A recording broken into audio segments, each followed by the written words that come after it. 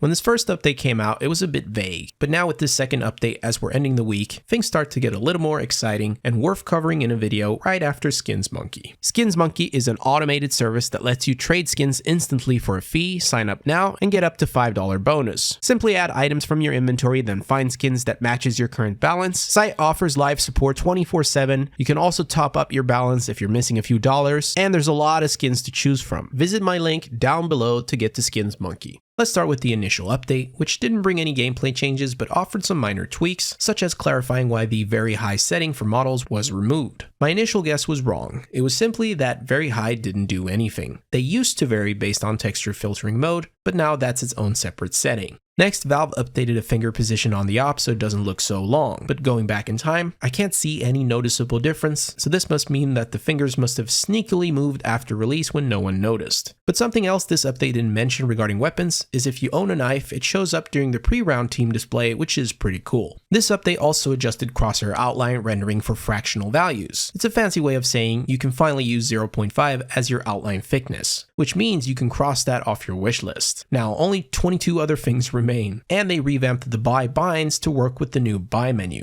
Here's the new names of each slot in the buy menu, so for me at least, if I type buy rifle 0, it will select this slot, which is the AK. With this in mind, you can now bind these to different keys. For the record, my alternative command script still works just fine, but buying stuff will be different for everyone since everyone will have different slots. If you're planning on using these, you'll have to tweak yours to your liking, so it's not enough to copy mine to save you the homework. The rest of the patch notes can really just be summed up by various fixes, and because various fixes included maps, this update turned into gigabytes. But most importantly, my favorite patch note was left at the bottom, as they have fixed the bug where users in Germany were incorrectly identified as users in China. I'll leave this here, you can do all the jokes. Now moving on to the second update, this also came in at a smaller size, but it's a bit more interesting. For example, all surrender votes will now require a majority to pass. Previously, a single guy could trigger a surrender vote after a teammate had left the game, and that vote alone was enough. So this change means a majority of the team must vote yes to surrender now. They also fixed the bug where kicked players were receiving the maximum rating penalty, which was -1000. So kicked players will now instead receive ratings based on the final outcome of the match. Both these changes can be summarized by saying that they revolve around things being more fair. And they fixed an exploit where players could spam chat during the draft phase, so if you combine all these premier updates, they definitely improve the experience, slightly at least. Again, we see various bug fixes and tweaks to certain maps. This time I can show some of them. To start with Overpass, they fixed these stairs to fountains so that you can no longer get stuck. A lamp has been introduced to this corner for visibility. On Nuke, they removed stripes that were previously here, and I have no clue why. And on Vertigo, they moved this guardrail, which means you can actually fall down if you're not careful. For animations, they fixed the case where grenade throws could be cancelled by holding the inspect key, and both the M4s had their pulling animations changed. Honestly, all these animated changes are very minor, and most won't even notice, but the key takeaway, however, is that system performance regarding these animations have been optimized. So it should at least feel better, hopefully. In the graphics department, there are two noteworthy updates. First, they've addressed an issue where water would appear black in screenshots and video captures. Second, for those using AMD GPUs, shader compilation hitches can now be resolved with the latest driver. This is obviously very good news for AMD users. With the final changes and updates, we see a visual bug being fixed where the first character in the terrorist team wouldn't render properly. For Linux users, SDL has been configured to prefer X11 over Wayland, which likely improves compatibility or performance for some setups. Finnish servers are being added, and the Paris stickers are no longer available for sale, which finally marks the end of an era. So this week offered some notable patch notes addressing a range of issues, but they definitely do not tackle some of the major complaints. Also, there's still no hand switch and bobbing. Issues with Peeker's advantage comes up literally every day. Inconsistent movement mechanics and desync with shooting and firing continue to exist. A lot of it seems to be pointing at subtick, and right now it just seems that's done more harm than good. So the focus on minor changes, although beneficial in their own right, does raise questions about the priorities over at Valve, especially when major issues affecting gameplay remain unresolved, and it's gotten to the point where pros themselves are being vocal about the state of the game not being ready for competitive play. And in just 2 weeks, IEM Sydney will kick off, being the first big tournament for CS2. Although Valve doesn't control tournament schedules, it's crucial for them to address the game's larger issues before this event, since a lot of people will tune in to watch CS2 for the very first time. And if the game looks or feels slightly off, it could have a very negative impact on the game's future, especially since it's already been released and has replaced CSGO entirely. Let me know your thoughts down below. I'll see you guys next week. Peace.